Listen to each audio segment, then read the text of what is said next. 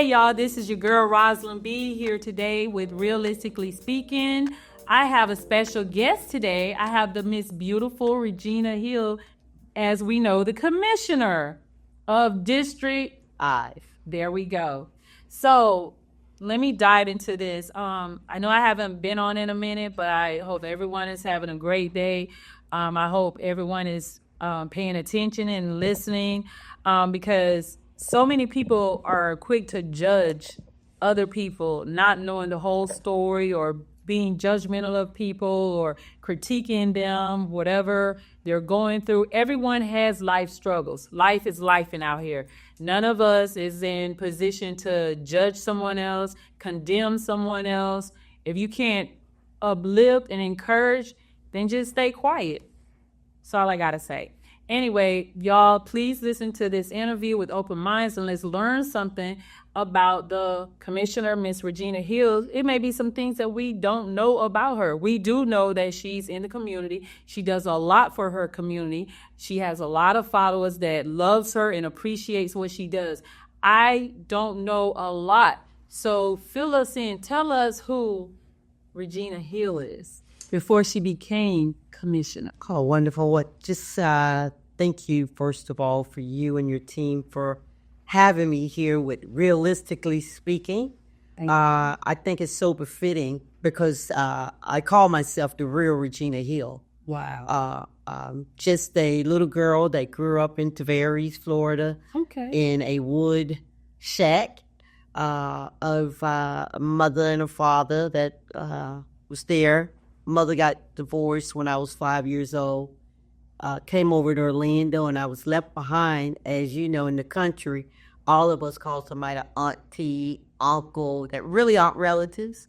But my Uncle Dave, as I called him, Auntie Lily Mae, kept me when my mother came over to Orlando to go to school. Now it's called UCF, but back then I think it was FI something. And she went on to work for Sun Bank, now Truist, for 26 years. But in the interim of her coming to seek higher education, because we stayed in a segregated town at that time, you know, it was a division, true segregation. And then she came back and got me and my little brother and my older brother and moved in Paramore. And that's where the story begins of my rise and fall as a youth growing up in Paramore, and then going on to the military from high school. And You were in the military? yes, I'm a Navy I vet. never knew that. Hey, thank you for your service. Absolutely. Scored top 5% in the nation, by the way. Wow. So I was in school for air traffic control and got injured and came back to Paramore community. Had a few struggles and then went on to become a nurse. So prior to becoming commissioner, I worked in the healthcare industry for 25 years as a nurse. So you always had where you cared for others. Absolutely. Because nursing, you have to have that, you know. Well, service. I don't consider myself, I never was caught up with the title as commissioner. I was always caught up with serving. So as a youth, Girl Scout, Brownies, and student council, always was serving as a youth in my church youth program. And then, as I say, going off to become a Navy vet now, serving the country. And then coming back home and being a nurse for 20 plus years, serving others. And then as commissioner, 10 years serving. So I would say that I have a servant's heart. Right. I would say that. That's the essence. That's my DNA, service. Wow. You just told me some stuff I didn't know. Did y'all know that?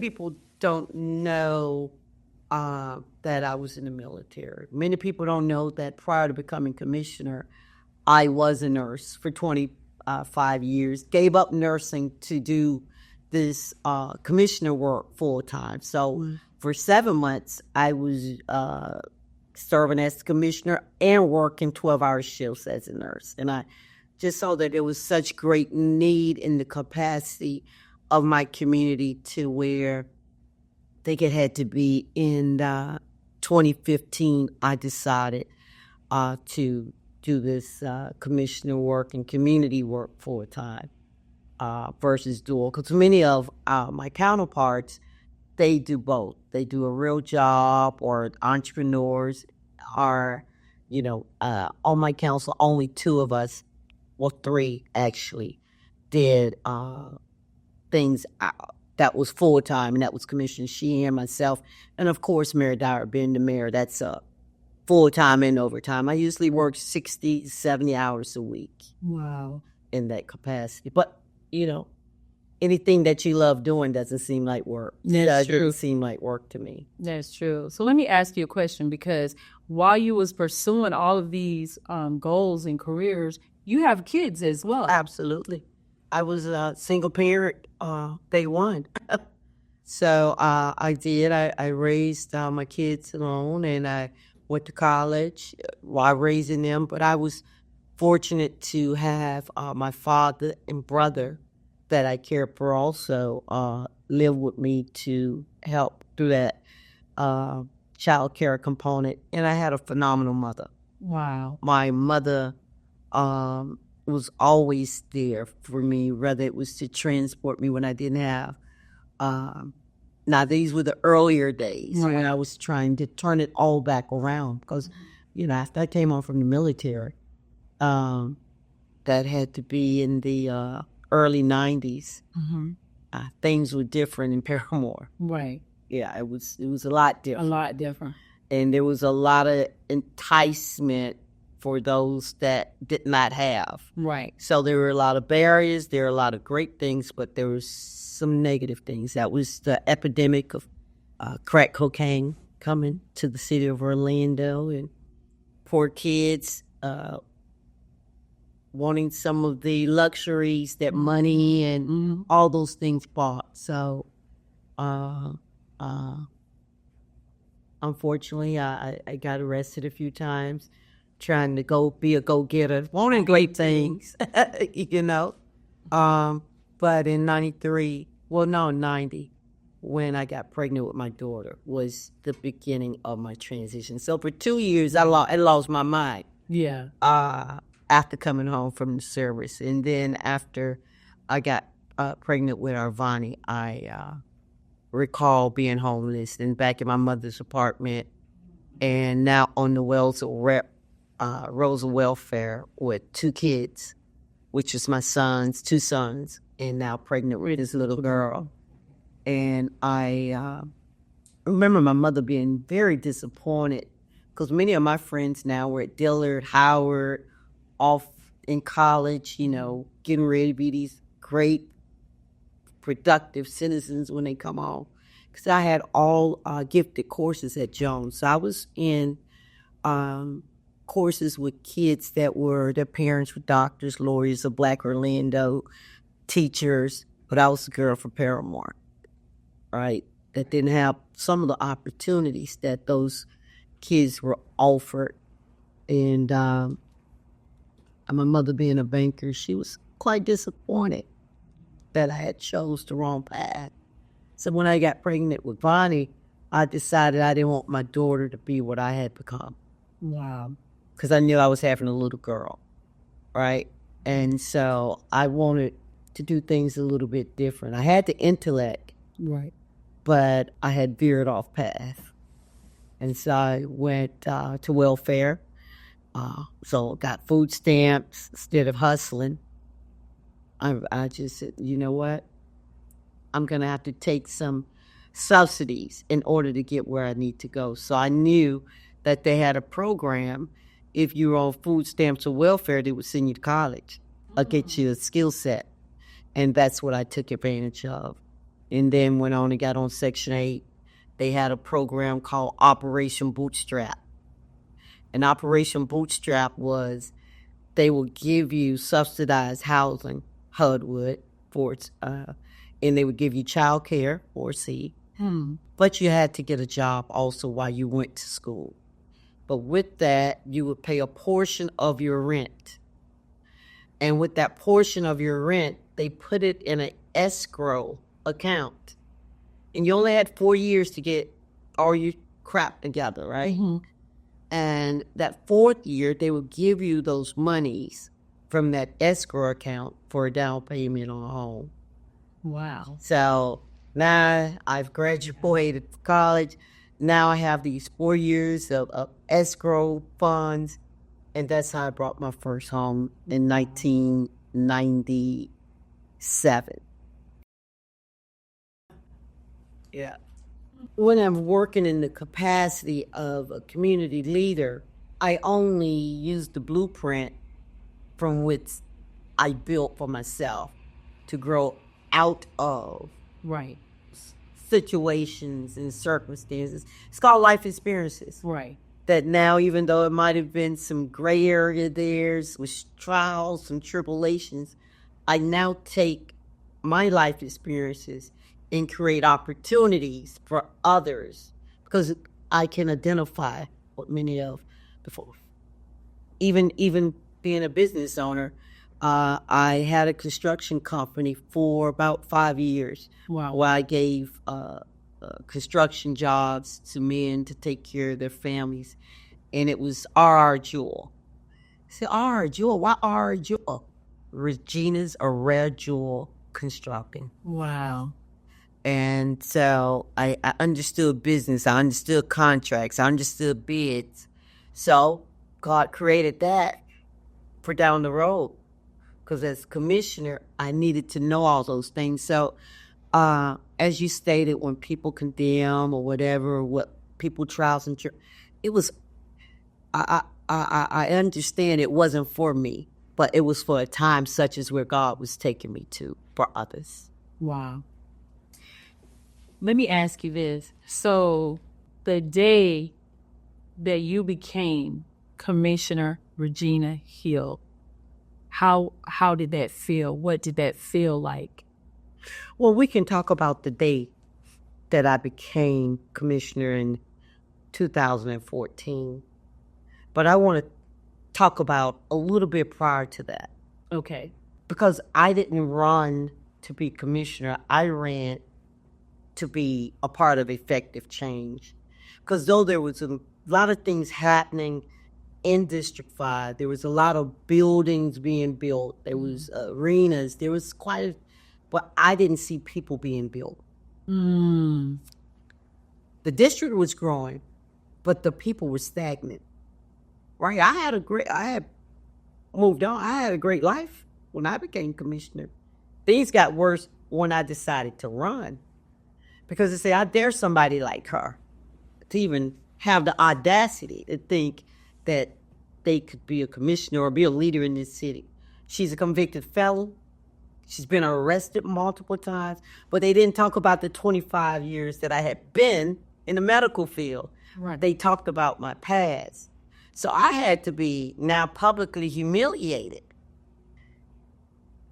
Nobody knew about my skill. That's why a lot of people don't run for office, because they don't want their past to be mentioned, because it doesn't just affect that person. It affects the family and friends and now those that possibly respected you, right?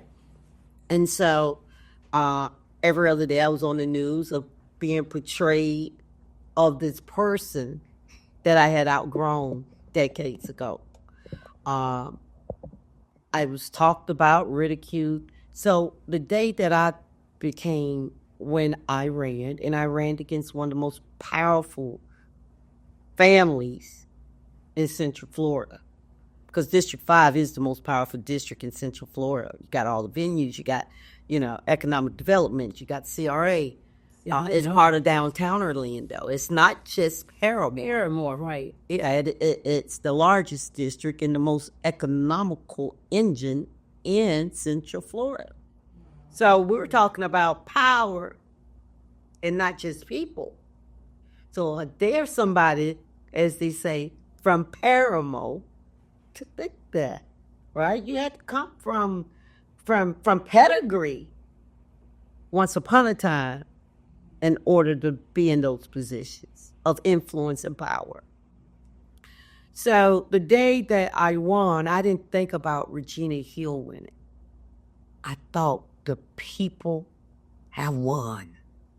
the people, everyday people, now will be represented. And I took it serious.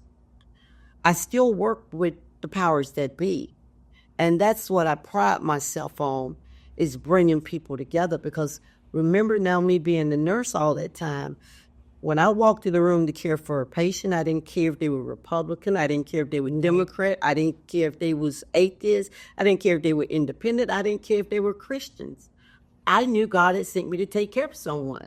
So I left whatever opinions I had at the door when I walked in the room that was Mrs. Such and Such. I care if they were racist or not. I had to find a way for them to trust me so I can make them better. Right. Or if they were dying, when I walked in the room, I had to find a way to comfort the family. So that's the way that I legislated. That's the way that I build a community of working with people that wanted to get something done. Whether they had an agenda to get done, I knew I had to be inclusive. So whatever, I will work with people. And I put color, race, politics, all that aside. And I still do, because remember, I grew up in that little segregated town called Tavares, Florida. Right. Which my landlord, Malcolm McCall, was the Grand Dragon of the Ku Klux Klan. But when he came to our door, not excusing that type of behavior, but I grew up in that environment. And in a crazy kind of way, we still all respected one another. Imagine the Grand Dragon of the Ku Klux Klan come to your house every Saturday, knocking on the door and asking, is Miss Joyce home? But still treating you in a dignified manner. But once you grow up, you hear about all this horrific things. That's not the guy I knew. That's not the Malcolm McCall. So I kind of work in that same vein of not seeing race, not seeing politics, not still understanding it, and I understand it, but seeing how I personally can maneuver my way through it for the greater good of everyone being served. So the day that I won, I felt like the people won. The community won. The community won, because now they have a servant. Right. And you know you're going to fight and do everything you can for them, and they know that. Yeah, for everyone. Right. For everyone. Because I believe this, when the tide comes in, it comes in for everyone. So I didn't disassociate from who had power, wealth, or influence, from those that might be homeless. I always entered a conversation or a meeting to where I want to see the person that have power and influence win, because I need them also. Because broke folk can't help folk.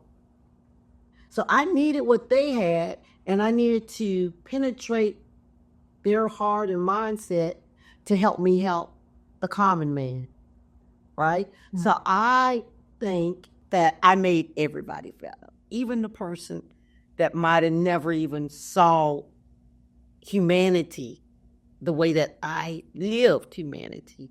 Now they can feel good about helping me help others, and others can benefit because I entered it. So I don't care when people say things about me. I don't care about what they say about me. I care about what God thinks about me. Right. And as long as you're God-centered, a human, does it affect you? Does it hurt? Absolutely. I wouldn't say it doesn't. Right. But I know my calling is greater than what they say. What are some of your greatest accomplishments for District 5 that you've completed? Wow. I think that is the greatest accomplishment is creating a inclusive community, bridging the gap between the people in City Hall, because people didn't find it, even creating new leaders, because many of the leaders that you see now never thought they could be commissioner till I gave them old. Say, well, shit, somebody like her can be commissioner. I know I can, right? Right. So in a way, I inspired them all. Right. Not throwing shade, right? But surely they could. So I showed folks by my win that leadership is for all and not for a certain sector of people. Right. And you don't have to have money, but you do have to have concern and care.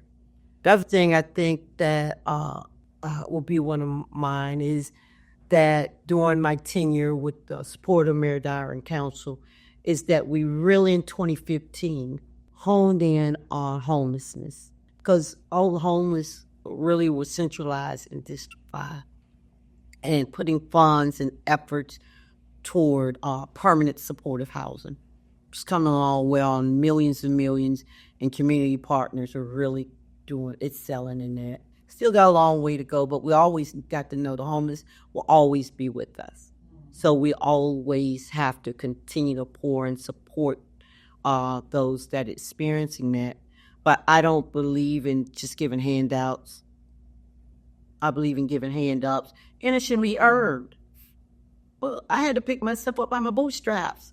So if I had to do it, surely you can do it. It's all right to get a free haircut and your laundry, but you should earn that unless you are mentally ill, disabled, or senior.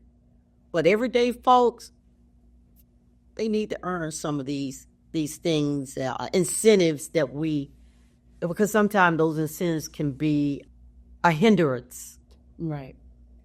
So for me, it's a fickle place. I think those that are able-bodied should work towards coming out of that despair, and we can't keep supplementing them in their sunken place. Right. All right? At least put some effort into it. The other component, because I grew up in that wood shack with the bathroom on the back porch, and when we moved to Paramore, I never had my own bedroom growing up as a young kid until I became an adult.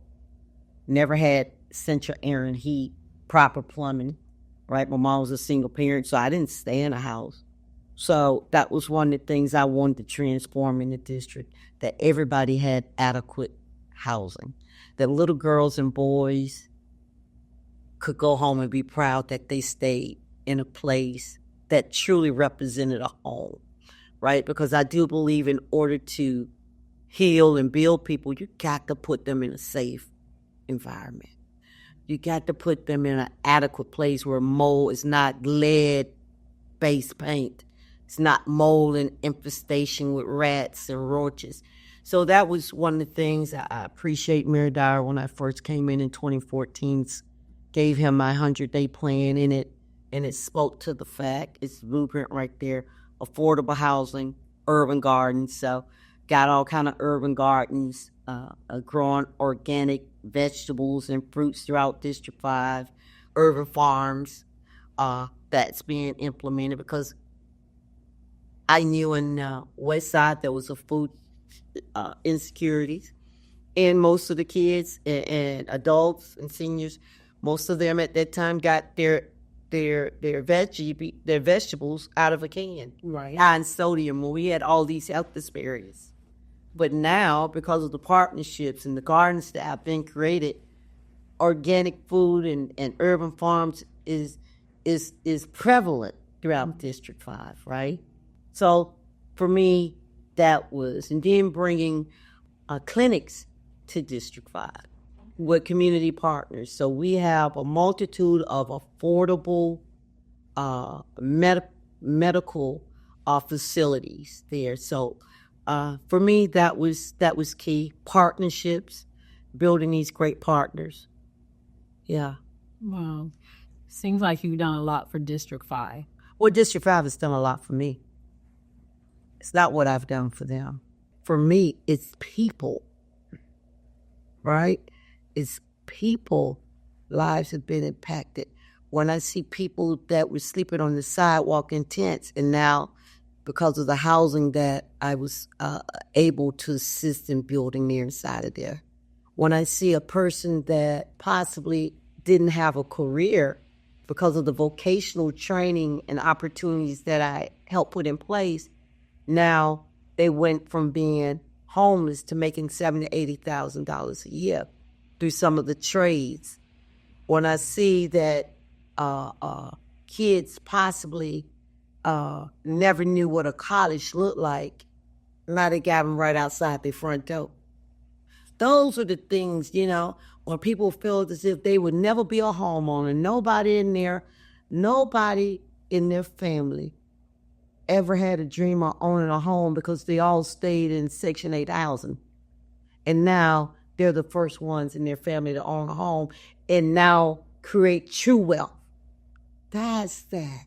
You see, when it's a young man or a young woman that possibly made some poor choices, but because I stood and because I'm standing, they know they can stand. It makes me feel good to be needed, right? And to help. Remember, that's who I am, a servant. Right. So in order to be able to serve, you need people. So the people have entrusted me. Because as you led off and said, and I'm not going to go in there as you say it was, I haven't lost a race. I'm a 3-time champ.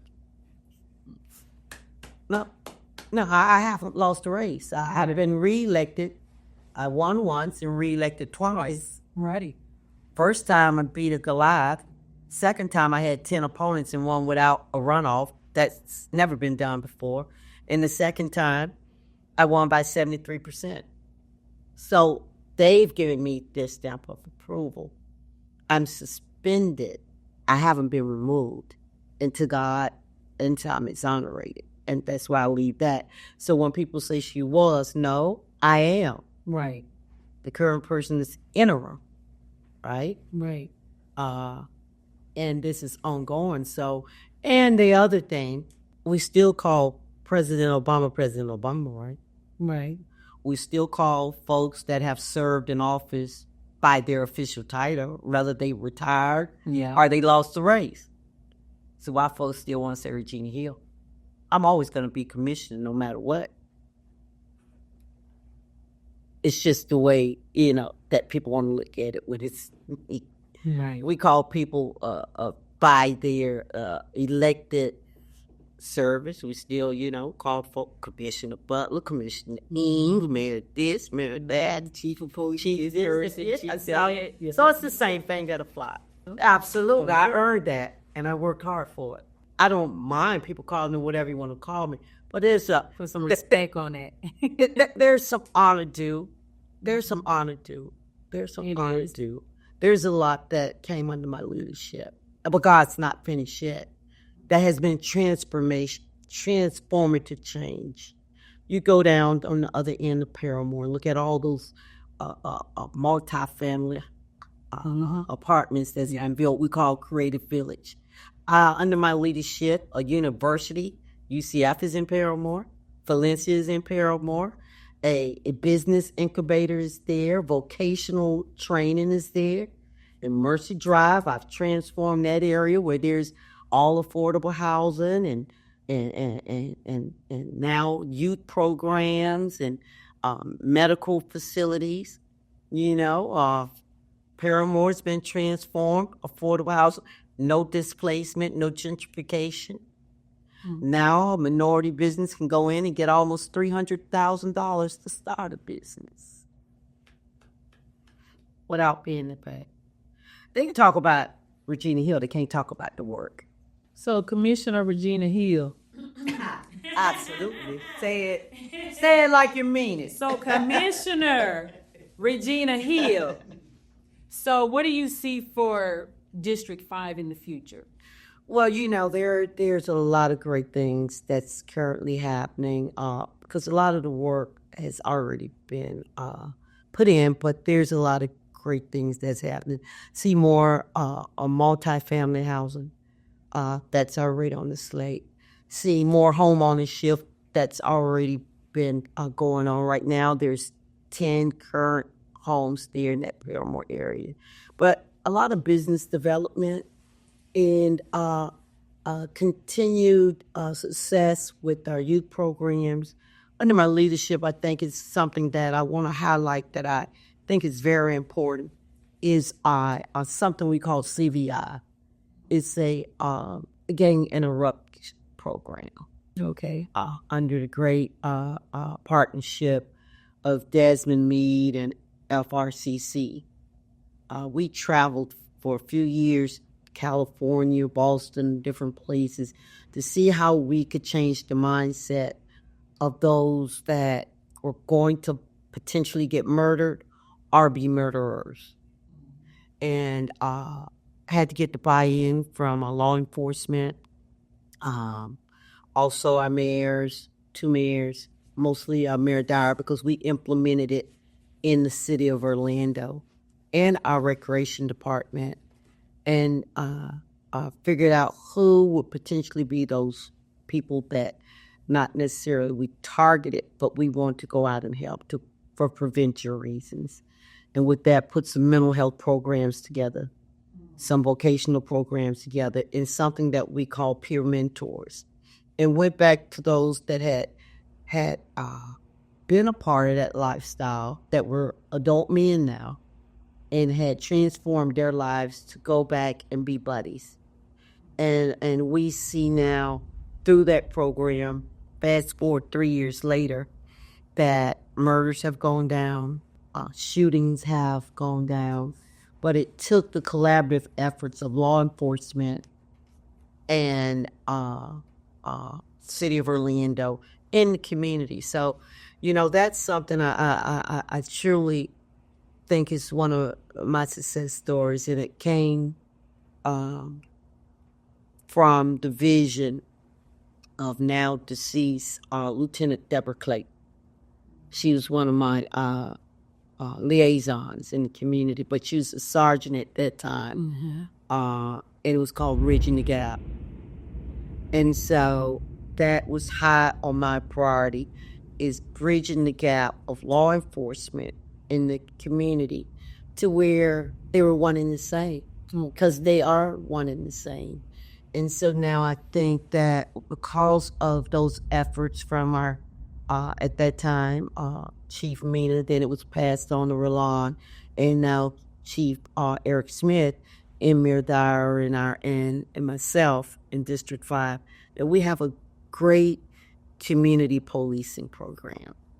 And that makes a difference, because now we are safer neighborhoods, right? Because the community and law enforcement trust and work together. And when we first started, there wasn't a lot of trust in the community. But because of those ongoing efforts, there is. Right. Let me switch up a little bit. So tell us about Poppy. Well, of course, Poppy is special to me. Of course, my daughter passed in 2015 while I was in office. And was her departing gift to me. Still tough, all those things. And life be life, and as you said. So it's tough. But to have that little fella there, especially during this time, he's just so busy, so respectful, and grown up. So, but he gives me a second chance, because when we start off as parents, we don't have a playbook. Right. Right? Right. We don't have that tool on how to be the correct and perfect parent, especially if you're a single parent. Most of your time is spent working, trying to make sure the lights are on, the rent is paid, and they got a few clothes on the back and a little food in the kitchen. So I spend a lot of time away just trying to make sure that my children had the necessities in life, and possibly wasn't the best parent. Didn't know how. Because my mother spent a lot of time away from home, too, by being a sole provider. And I know I'm not alone in that asset. If everybody was honest with themselves, Exactly, they could say, I could have did it better, I just didn't know how. So grandchildren give you that second chance to do it the right way. And maybe we overdoing it, trying to make up. He's a gift in disguise. So I'm thankful for Poppy. Hector Luis Rodriguez. How does, and I know it's a touchy, but how does he remember his mom much, or? Yeah, well, August 29th, of this year was the 10th year of her demise on passing. So I have pictures of his mother. Talk about her. We talk about her often. I do. He doesn't remember, but now he's asking quite a few questions that I'm not quite ready to answer, so I glaze over it. But yesterday was her 34th birthday. She'll forever be 24. And so it's tougher for me than it is for him because he was only 2. Oh, yeah. But he has a village of her friends, which were sisters, that surrounds him with love and care. So we have a support system. And I try to tell him about his mother. He has the same mannerisms that my daughter has. I see a lot in Poppy, right? Mm-hmm. That my daughter was. She was a very sweet girl, calm and demure. But she was a leader, and I see that in Poppy. In his little group, he's the leader on his football team, quarterback. He's athletic, he's like her. He's okay being alone, right? But he has a big heart. He has such a huge heart. Anytime he sees someone that's, down and low, he wants me to help him. He learned it from you. Well, I just think it's in his DNA. Mm-hmm. I just think it's who he is. And he watched you. He's been watching me. He's been watching me since he was 2, because I had to go to every meeting. Yeah, because I kept him real close. I'm very protective of him. And but now, he has his own little schedule, his own little life. And this hiatus, what I call it, for sabbatical, has been a gift in its own way, because I've been able to pour a lot into him, because prior I was working 60, 70 hours. And a lot of time had been taken away. Not from his development, but quality time. That's what career women and men do. Right. Family don't get that true quality time that you like to pour into them. So I've been able to do that the last 8 months or so. Is be his Uber driver. Right. That's a joke, but it's the truth. That's what I consider, because I'm driving him everywhere he has.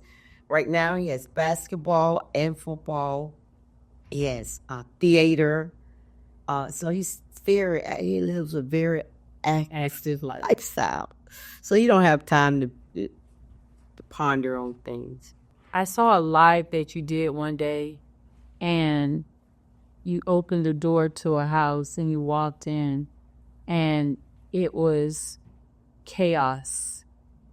And while you were talking, tears was rolling down my face because I felt it in your voice. Have you overcame that? No, you don't overcome that. You don't overcome evil, intentional infliction of pain. So that was horrific. It was tragic.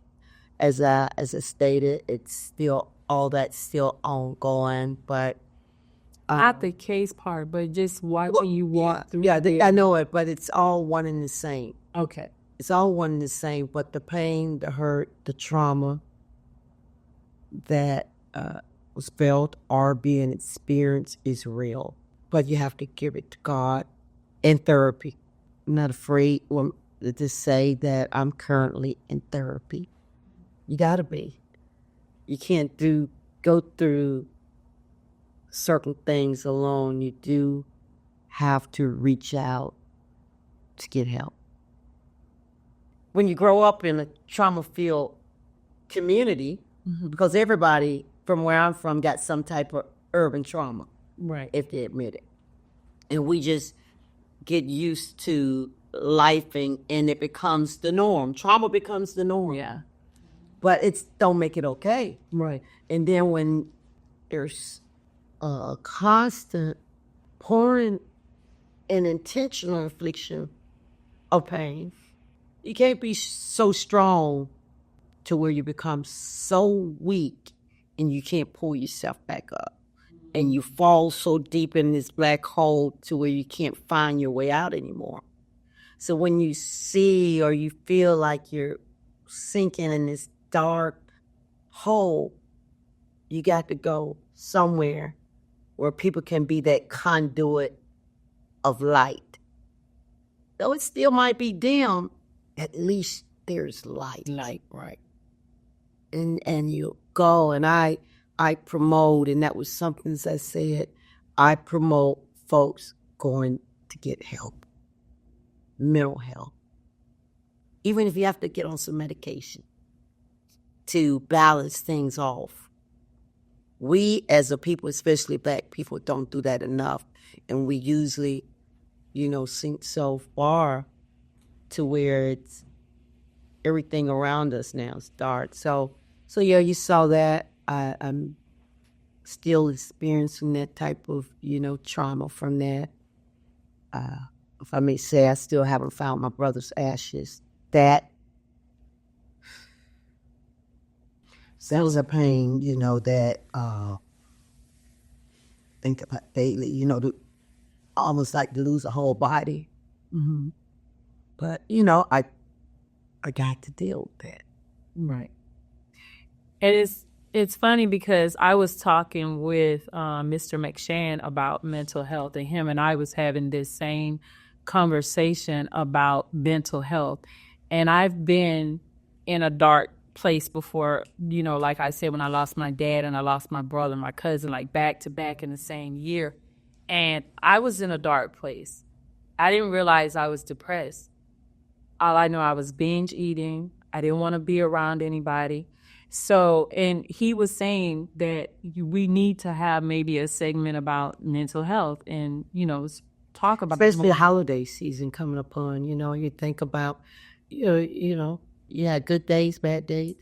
Some days you don't even want to get out of bed. It's still right now, I'm transparent enough. It's a fight. Yes. When you're snatched from your norm. Yes. And I didn't want to seem. I didn't want to seem insensitive towards you. Just when you were having a moment, just No. I have moments all throughout the day, but you have to pull yourself together and put it back in the middle road, right? So I mean, it's just I'm not robotic, Right. Like I said, just because you're smiling don't mean that internally you're not shredded to pieces, especially with a lot of loss and time on your hand. So I try to stay busy because time could be your worst enemy also. So I still stay busy trying to do what I can to be essential, and whether it's Hector's life, my kids' life, or the community. I'm still active. I see you still participating in doing stuff in the community. I'm still active. Yeah, that's a good thing. That's awesome. No, when you're called to do this, you do it. You don't need a title to be impactful in your community. If you're called, when I say called, meaning called from the man above, Jesus Christ, God, He will give you what you need. He will make provisions for you. So I'm in a good space. I made it here. Yes, you did. All you gotta do is just keep getting up. Well, I went walking this morning.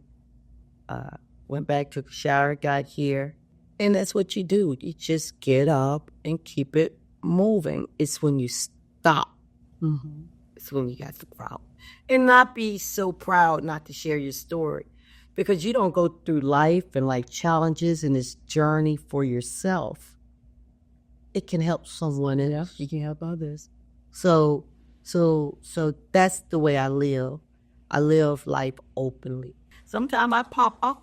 The real Regina Hill is still real, and I'm my authentic self. I don't have to put on airs to do the work.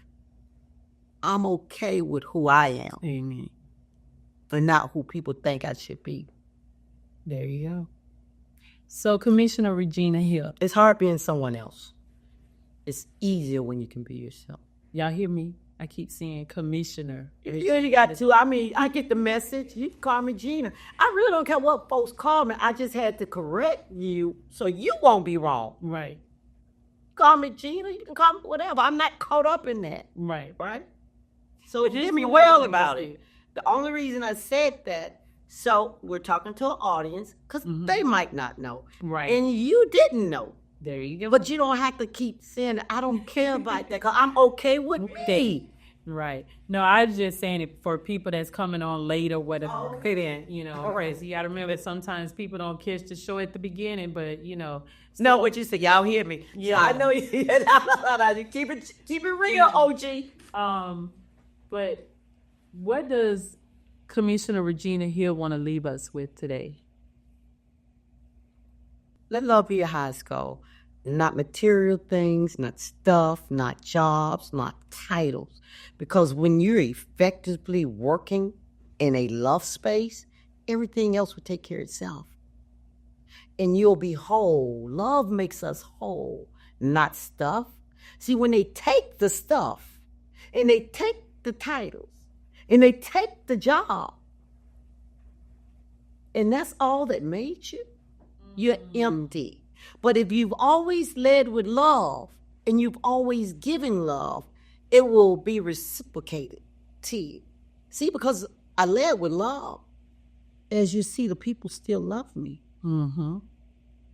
They still support me. They're still praying for me. Yes. So it's the love for others, and they felt the love. People don't care about what you tell them or what you did.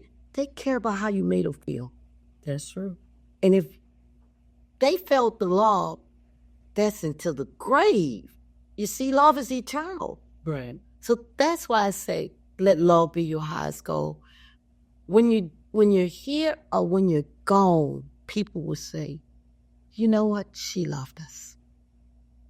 That's what I want to say and be left with. Love is the greatest calling. Thank you for coming in. I appreciate you coming in. Everyone, this is Commissioner Regina Hill. I appreciate you coming by. With the big C.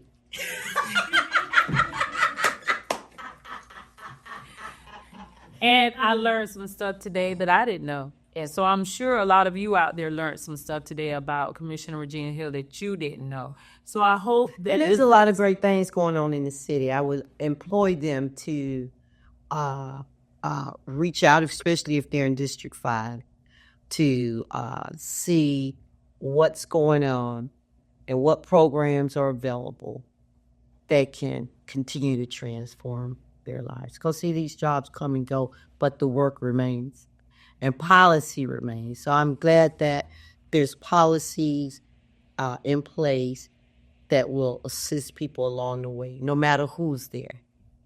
But you have to go seek knowledge. And once you find knowledge, implement it. So thank you all today for joining me, Rosalind B., here at Realistically Speaking. My guest was Commissioner Regina Hill. And I hope y'all got something out of this. This was absolute amazing today. And I learned some stuff about you that I didn't know. And I'm sure some of y'all have learned some things that y'all didn't know about Commissioner Regina Hill. And it's good to talk with people and find out who they are. Y'all, we've heard about her humble beginnings, who she is, what she's done, how she served our country. Yeah. Salute to you again. It's just stuff that I didn't know. So stay tuned. Keep watching. Keep checking us out here at What inspired you? Realistically Speaking. What inspired me? For Realistically Speaking, what inspired you for the 2 podcasts you have? One for the returning citizens in that. Because I didn't get to ask you no question. Okay, hold on, y'all. Hold on, y'all. I'm in the hot seat. Okay. What inspired me is because when I was going through my struggles, I didn't have anyone. I didn't have the mother figure. I have a mom, but my mom didn't raise me. And our relationship to this day is kind of non-existent. My dad didn't raise me. I was a side piece kid. So I grew up with my grandmother who was verbal abusive and physical abusive. So when I left my grandmother's home, I got involved. I got in a marriage that was bad. He was beating me, cheating on me, everything you could think of. Verbal abuse. But back then you didn't have a platform to talk about domestic violence and stuff like that. It was the norm. It was put makeup on your bruises and there, yeah. you could, because I was taught by my grandmother what going in my house, stay in my house. So you take that with you throughout life because that's what you was taught. And if you ran your mouth, you got a whoop it, a beating, whatever you want to call it, So when I got into a marriage that was very bad, I thought it was kind of like my norm because I grew up being bullied and beat and abused all the time. So it was my normal. And then I would hear people say, well, I wouldn't let nobody hit on me and this, that, and the other or whatever. But if that's your normal, you can't change what someone else has went through as a kid to an adult. And they're used to that. Somebody beating them up and then say, I love you. Or knocking you around and saying, I love you. So because there was no platform for it in my younger years, as I got older and got my life together, and I see how much of it, and I've seen girls in prison, young girls, 18, 19, where their abuse started in junior high school. Boyfriends, football started beating them up, slinging them. Oh, I think in the black household it started when you're a kid because remember you get whoopings. They say, come in now, come and hug me now.